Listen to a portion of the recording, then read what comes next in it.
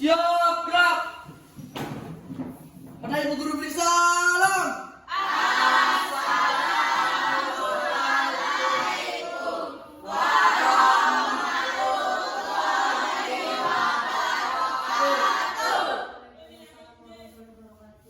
Siap, gerak.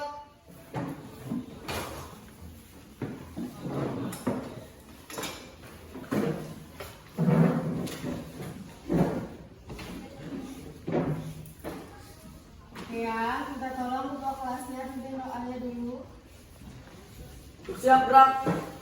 Teman-teman, sebelum kita memulai pelajaran, marilah kita berdoa menurut agama dan kepercayaan masing-masing. Berdoa mulai.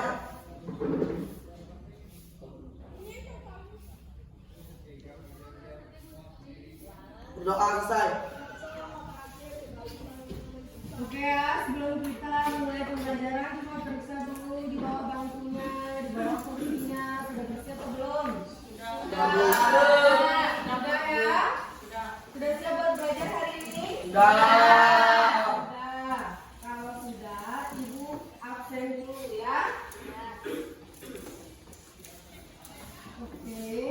Cindy, Dinda, Dwi Agustina, Haini, Juan, Levi, Maulana, Rita, Noriko, Rehan, Hajar, Bu. Randi, Sawaria, Sundiono, Mira Wijaya, Zakia, Rosi, Queen, Hairunisa. Sudah semua dipanggil ya? Oke, kalau sudah, sekarang ibu mau tanya, siapa yang masih ingat apa materi kita minggu kemarin? Saya Ibu, Apa Cindy? materi minggu kemarin itu tentang mempelajari tentang makna, aturan, peraturan perundang-undangan di Indonesia. Oke, minggu kemarin kita belajar tentang makna dan arti peraturan perundang-undangan di Indonesia. Nah, baik-baik ya. Sekarang kita akan belajar tentang proses penyusunan peraturan perundang-undangan di Indonesia. Kalian sudah bawa buku tulis semua dengan alat tulisnya? Sudah, Bu. Paketnya sudah? Sudah. Sudah, silakan naiknya ke atas mejanya semua. Apa yang telah kalian lakukan terhadap Indonesia tentang menaati peraturan? Apa yang kalian lakukan? Apa yang sudah kalian lakukan, Juan? Saya Ibu, Apa Cindy? menaati peraturan sekolah seperti masuk kelas tepat waktu dan tidak membawa HP ke sekolah. Oke, salah satu contoh kecilnya saja menaati peraturan sekolah, tidak membawa HP ke sekolah. Itu contohnya. Apa lagi? Bu. Oke, Juan. Tidak menerobos lampu merah, Bu, dan menggunakan helm saat membawa motor. Oke, tidak menerobos lampu merah dan menggunakan helm. Tapi kalau semua kalian sudah bisa bawa motor atau belum? Bu. Belum, ya kenapa? Karena belum memiliki SIM. Apa lagi kan? Tidak boleh tawuran, Bu. Tidak boleh. Ini masih anak SMP, tidak usah program-program laki-laki ya, Mas ya. Oke, itu adalah beberapa wujud kalian telah menaati tata tertib, ya, telah menaati peraturan yang telah dibuat. Ngerti ya? Sekarang kita akan mempelajari proses penyusunan peraturan perundang-undangan di Indonesia. Yang kita pelajari sekarang proses ya, bagaimana pemerintah itu membuat peraturan perundang-undangan di Indonesia. Itu adalah manfaat kita belajar tentang peraturan perundang-undangan di Indonesia ya. Kita tahu bagaimana cara pemerintah membuat peraturan perundang-undangan di Indonesia. Kalau tidak ada tata tertib, maka kehidupan kita akan apa? Akan kacau, dan tidak beraturan. Makanya itu perlu adanya peraturan dibuat oleh pemerintah. Sampai sini mengerti? Mengerti. Ada yang mau ditanyakan? Sudah. Ada? Oke, di sini konsekuensi dasar yang akan kalian capai adalah bagaimana kalian bisa memahami tata urutan peraturan perundang-undangan yang ada di Indonesia. Ya, manfaat dari kita belajar tentang peraturan perundang-undangan ini adalah agar kita bisa tahu bagaimana aturan peraturan perundang-undangan, bagaimana tata urutan peraturan perundang-undangannya. Ya, apa sanksi yang diberikan kalau melanggar peraturan? Sudah ngerti atau belum? Sudah. Buat mereka yang bisa. Ya. Kemudian di sini ada juga ibu akan menggunakan problem based learning, ya, di mana kalian nanti akan dibentukkan kelompoknya ada 5 sampai 6 orang ya. Kemudian ibu berikan kalian satu peraturan Kabupaten Sumbawa, kalian analisis baik-baik ya. Di sana bagaimana masalah yang terjadi, kemudian bagaimana solusi masalahnya dan bagaimana cara mencegah masalahnya. Oke ya? Kalian sudah nonton video yang di-share kemarin? Apa isinya? Siapa yang tahu? Saya tahunya. Apa isinya di? Tentang proses penyusunan peraturan perundang-undangan dari urutan yang paling tinggi sampai terendah. Oke, tentang urutan kata peraturan perundang-undangan dari yang tertinggi sampai yang terendah. Yang tertinggi itu adalah Undang-Undang Dasar 1945. Ya, yang terendah adalah namanya peraturan daerah. Contohnya nanti ada peraturan daerah Kabupaten Sumbawa. Itu nanti akan dijadikan tugasnya. Siapa lagi bisa? Apa soalnya? Mekanismenya itu dalam pembentukan undang-undang sesuai dengan pasal yang ada. Oke, mekanismenya ya, bagaimana cara membuat undang-undang sesuai dengan pasal yang ada. Kemudian siapa lagi? Saya Bu, Apa Mita? tentang proses penyusunan peraturan perundang-undangan menjadi gambaran untuk membuat tata tertib yang seperti tata tertib sekolah. Oke, di sini kita bisa ada gambaran bagaimana cara orang-orang yang di sekolah, para pihak sekolah itu membuat tata tertib sekolahnya. Sekarang coba perhatikan gambar yang ada di depan. Coba lihat. Ini ada perbedaannya yang berwarna dan tidak berwarna. Sambil dilihat bagaimana perbedaannya. Ada di buku paketnya juga. Ya, di buku paketnya juga ada. Siapa yang tahu apa perbedaan dari kedua gambar yang dibutuhkan ini? Saya Bu, Apa Mita? kalau yang berwarna itu perubahan undang-undang dasar, terus kalau yang tidak berwarna itu proses pembentukan undang-undang. Oke, yang ini adalah sudah dikatakan kita perubahan Undang-Undang Dasar 1945. Kalau ini proses pembentukan undang-undang, ya. Jadi bedanya kalau perubahan Undang-Undang Dasar 1945 itu dikerjakan atau tugasnya oleh siapa? DPR. Ya. Kalau yang membentuk undang-undang dikerjakan oleh siapa? DPR. Ingat baik-baik perbedaannya ya. Ini mekanismenya yang ada di bagian ini ya. Bagaimana MPR mengubah Undang-Undang Dasar 1945 dan bagaimana DPR membentuk undang-undang. Apakah ada enggak hubungan antara pelaksanaan ini? Antara ini dan ini ada hubungannya atau enggak ada? Ada. Apa hubungannya Mita? Proses pembentukan undang-undang.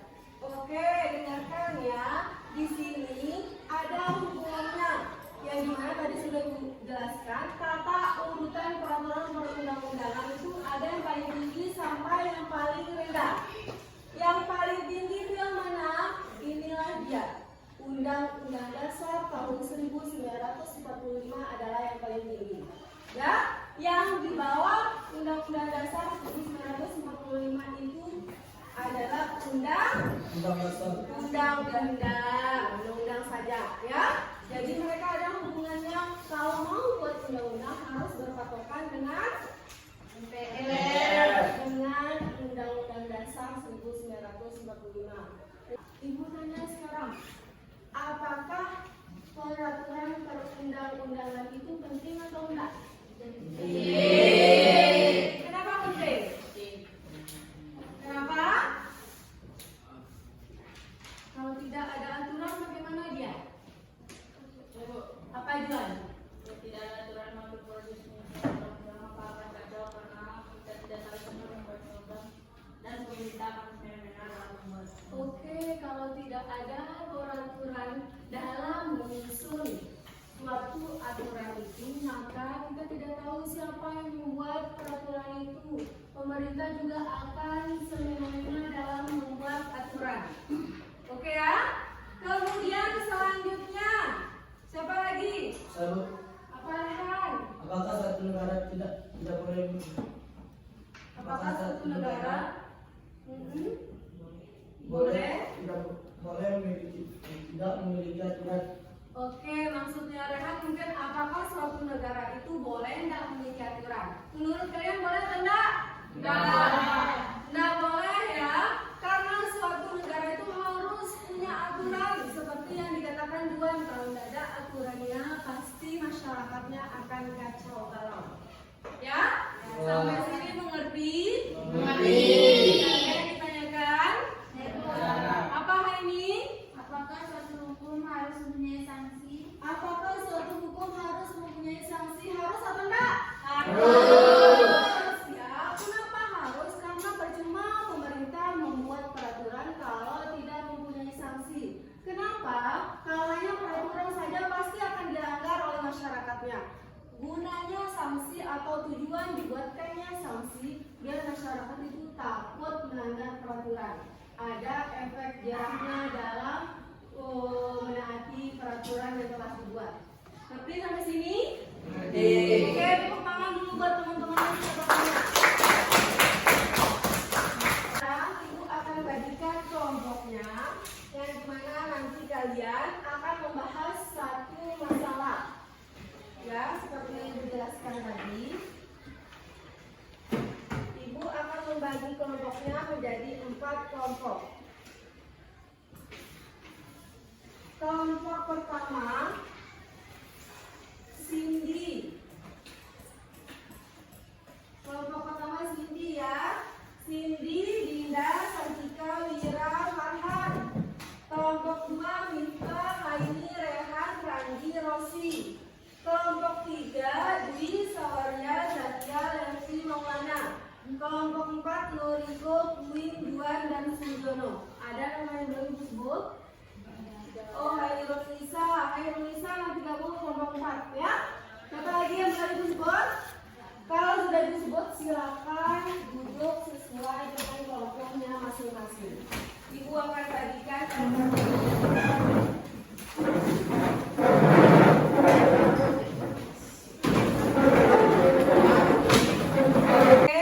Ibu akan bagikan LKPD-nya. Nanti di situ baca angka-angka kerja LKPD-nya dan lihat apa masalah yang Ibu berikan. Kalian harus analisis dulu ya. Kalau kalian menemui kesulitan boleh bertanya sama Ibu. Oke ya? Sekarang silakan dikerjakan. Apabila jangan lupa harus tulis nama teman-temannya ya. Tulis nama teman-temannya, tulis nama di situ ada identitas kelas juga. Jadi kalau ada yang bertanya nanti silakan tanya ke Ibu. Oke ya, selesai itu kalian presentasikan ke depan ya. Presentasikan ke depan, kemudian kelompok yang maju akan membacakan hasilnya dan kelompok yang tidak maju akan mendengarkan dan memberikan pertanyaan. Oke ya? Sudah ngerti nggak? Ya. Oke, silakan dikerjakan. Ayo dikerjakan, yang lain juga buka bukunya. Kalau ada yang susah boleh tanya Ibu.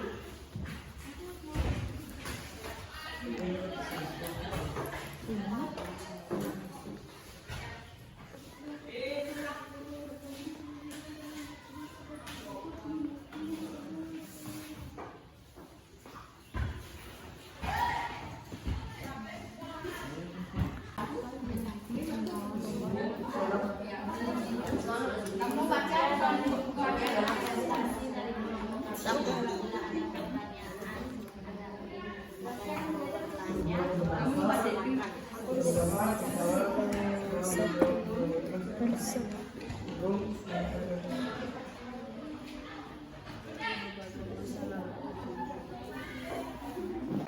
selesai semuanya? Sudah. Sekarang yang maju pertama adalah kelompok 1. Silakan kelompok 1 maju ke depan. Bacakan hasil diskusinya. Yang lain dengarkan teman-temannya. Kalau ada yang mau bertanya silakan angkat tangan.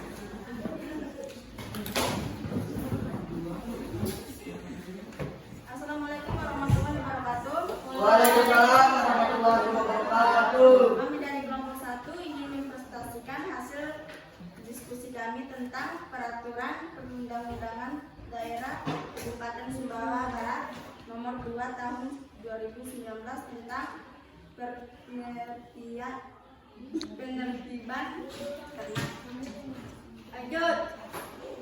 Masalah hewan ternak masyarakat Sumbawa Barat yang berkeliaran di jalan raya membuat pengendara resah karena menyebabkan kecelakaan. Dilihat dari sudah banyaknya masyarakat yang mengalami kecelakaan yang disebabkan oleh hewan ternak yang berkeliaran di jalan. Selain menyebabkan kecelakaan, hewan ternak yang dilepas begitu saja di jalan raya juga mengganggu keindahan, kebersihan, dan kelancaran pengguna jalan. Solusi masalah. Pemerintah Kabupaten Sumbawa Barat membuat peraturan daerah ternak pemeliharaan hewan ternak agar hewan ternak tidak berkeliaran di jalan raya. Apabila ada hewan yang berkeliaran di jalan raya, hendaknya masyarakat melaporkan kepada pihak terkait apabila ada hewan yang berkeliaran dan terlalu sering berada di jalan raya. Setelah melaporkan kepada pihak terkait, maka pemerintah akan menangkap hewan ternak tersebut dalam pasar ditertibkan. Setelah itu setiap ternak yang ditertibkan dan harus membimbingnya paling lama dalam waktu 5 kali 24 jam setelah diumumkan.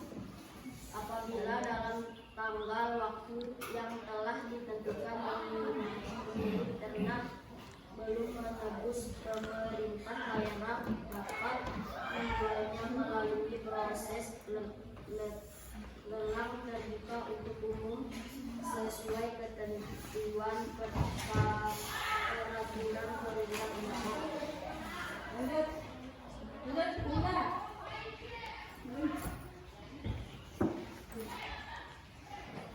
Pencegahan untuk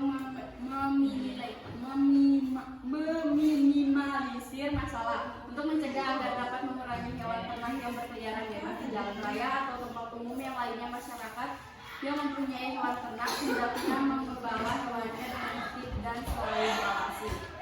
Dari kelompok kami, bila ada yang mau bertanya, kami persilakan. Saya. Tunjuk siapa yang mau duluan.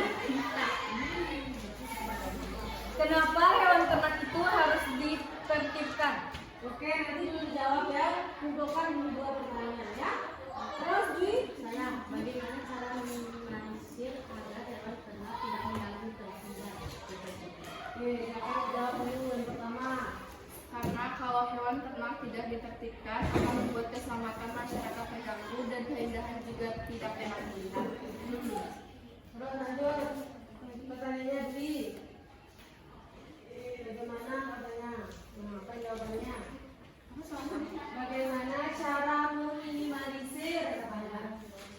Untuk mencegah agar dapat mengurangi hewan ternak yang berkeliaran bebas di jalan raya atau di tempat umum yang lainnya, masyarakat yang mempunyai hewan ternak hendaknya mengembala hewannya dengan tertib dan selalu diawasi. Oke, sudah ya? Sudah. Oke. Kelompok 1 sudah selesai, kita berikan tepuk tangan. Lanjut ke kelompok 2. Silakan lanjutkan semuanya.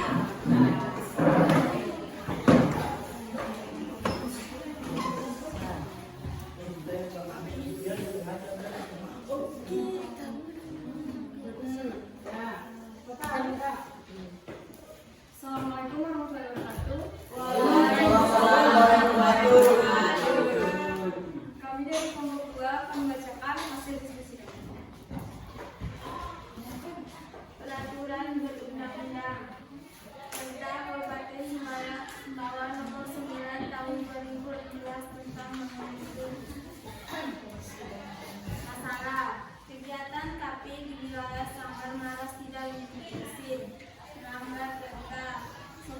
mengakibatkan berulangnya kejadian-kejadian menyesalkan dan membuka komplikasi dalam kafe tersebut berisiko kembali.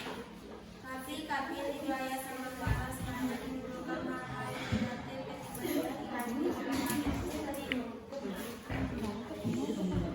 Solusi masalah yaitu pemerintah kabupaten seperti bupati dan ketua DPRD melakukan penyelenggaraan terhadap kafe-kafe di Sampang Maras.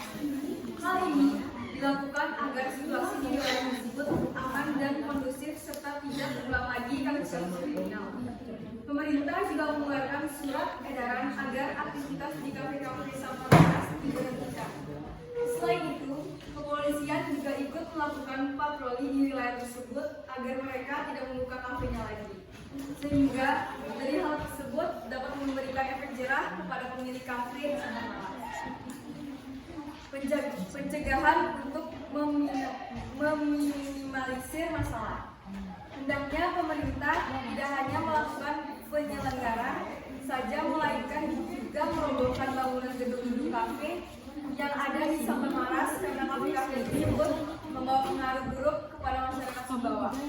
Sekian dari kelompok kami. Jika ada yang ingin bertanya, silakan bertanya. Kayak kenapa kafe di Sampang Maras itu ditutup?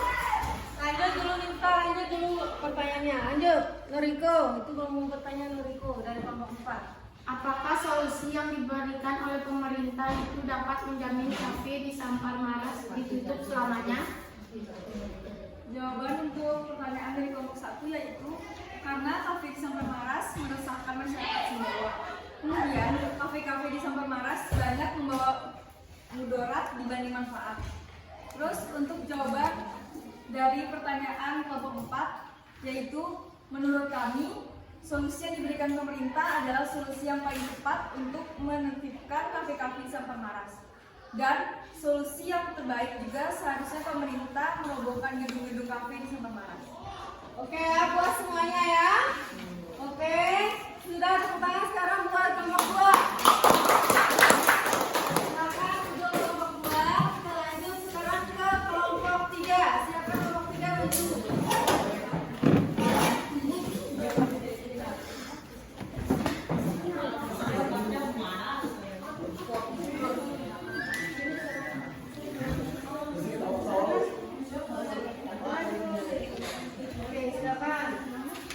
Assalamualaikum warahmatullahi wabarakatuh. Kami dari kelompok 4, dari kelompok 3 akan membacakan hasil diskusi kami.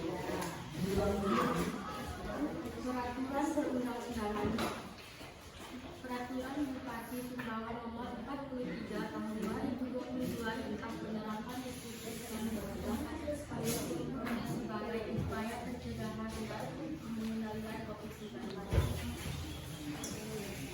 Karena pemerintah Kabupaten Sumbawa resmi menerapkan kebijakan pemberlakuan pembatasan kegiatan masyarakat PPKM darurat.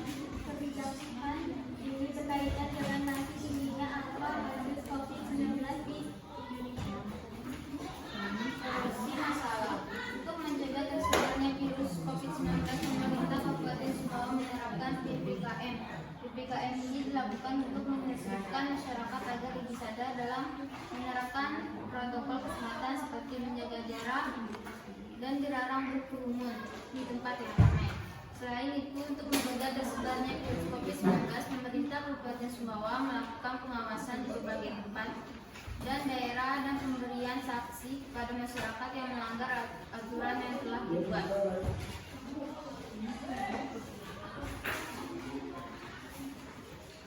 Sekian dari kelompok. Pencegahan untuk meminimalisir masalah. Hendaknya masyarakat Sumbawa menaati peraturan dan proses yang telah ditentukan, seperti sering mencuci tangan, menggunakan masker, menjaga jarak, dan dilarang berkumpul di tempat keramaian. Selain itu, masyarakat Sumbawa juga harus ikut membantu sosialisasi dan yang telah dibuat oleh pemerintah tentang PPKM agar masyarakat aman mengetahui apa yang dilarang dalam peraturan tersebut agar tidak diterapkan sanksi yang sedang Sekian dari kelompok kami. Apakah ada yang ingin bertanya? Ayo, ada yang mau bertanya? Oh, itu kelompok 4.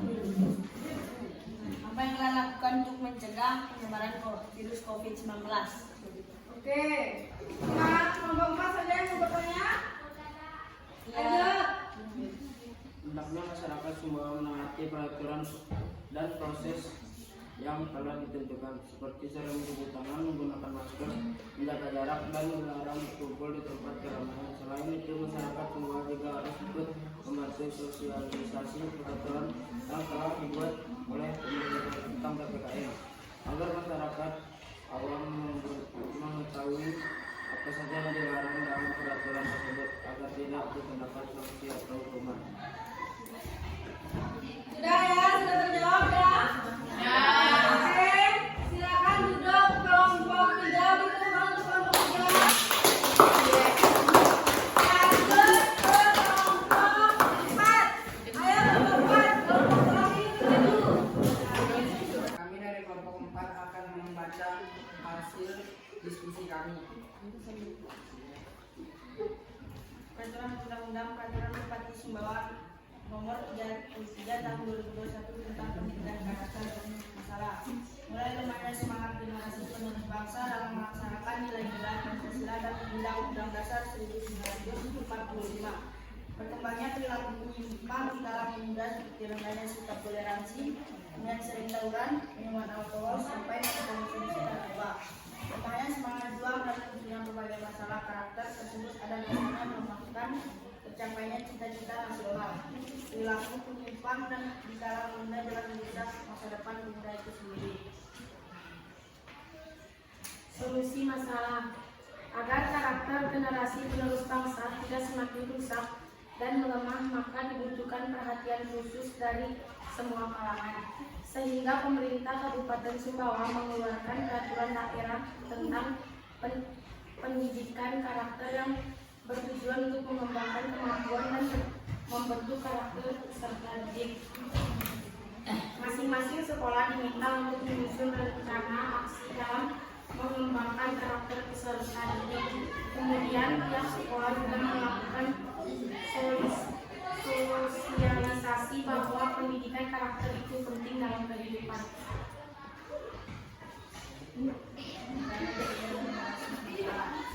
Sebagai generasi penerus bangsa, kita harus sadar akan pentingnya pendidikan karakter. Kita dapat memulai dari hal-hal kecil terlebih dahulu, seperti menghormati orang tua, guru, dan teman. Dan tentu kita juga harus memikirkan budaya asing masuk ke Indonesia. Kita tidak boleh mengikuti budaya yang masuk ke negara kita, melainkan harus pilih yang mana yang baik dan mana yang buruk untuk ditiru. Sekian presentasi dari kelompok kami. Apabila ada yang mau bertanya, kami silakan. Saya. Ayo, apa yang menyebabkan karakter generasi penerus bangsa lemah? Yang menyebabkan karakter generasi penerus bangsa lemah karena mereka mudah mengikuti pengaruh dari budaya luar. Selain itu, mereka belum bisa memilih mana yang baik dan mana yang buruk. Oke ya, sudah tidak ada yang bertanya lagi? Sudah. Oke, kalau sudah tidak ada, silakan. Tepuk tangan buat teman-teman.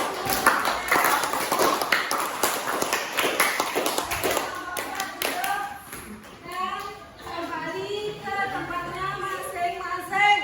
Ayo, kembali ke tempatnya masing-masing. Dari pembelajaran hari ini, siapa yang dapat mengambil kesimpulan apa yang kita pelajari? Apa Juan?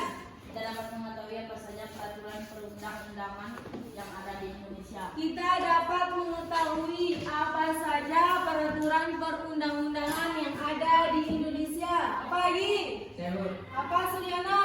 Kita juga tahu bagaimana proses pemerintah dalam membuat peraturan perundang-undangan. Oke, kita juga tahu bagaimana proses pemerintah dalam membuat peraturan perundang-undangan. Siapa lagi? Saya Bu, Apa Cindy? kita juga harus menaati peraturan perundang-undangan yang telah dibuat oleh pemerintah. Kita juga harus menaati peraturan perundang-undangan yang dibuat oleh pemerintah. Seperti tadi ngomong, tidak boleh menerobos lampu merah ya, harus menggunakan helm, tidak boleh tawuran ya. Tata urutan peraturan perundang-undangan di Indonesia juga dari yang tertinggi sampai yang terendah harus sesuai nanti kalau membuat peraturan. Oke, sampai sini mengerti? Mengerti. Ada yang ditanyakan? Kalau tidak ada, di rumahnya nanti buka bukunya nanti di bagian C bab 3. Kalian baca tentang menampilkan sikap sesuai dengan peraturan perundang-undangan. Coba buka bukunya. Sudah tahu sebabnya ya? Di sana harus kalian baca karena ada tugas selanjutnya pada pertemuan berikutnya. Tadi kalian selesai presentasi semuanya hampir aktif berpendapat, jadi tingkatkan lagi minggu depan. Oke ya? Kalau sudah, silakan ketua kelasnya pimpin doanya, kita berdoa. Duduk siap, gerak.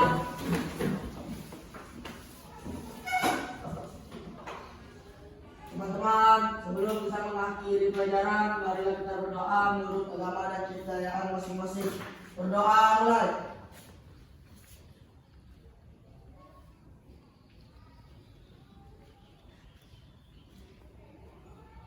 Berdoa selesai.